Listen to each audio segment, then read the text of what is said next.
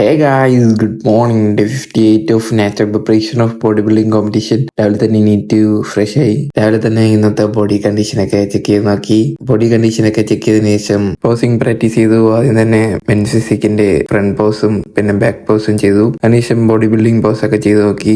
Body building pose ഒക്കെ ചെയ്തതിനു ശേഷം MD സ്റ്റൊമക്കിൽ ഒരു ഗ്ലാസ് വെള്ളം കുടിച്ചു. സോ മോർണിംഗ് ഫസ്റ്റ് മീലായ 60 gram oats, 1 scoop whey protein, 25 gram peanut, 1 banana എടുത്തു.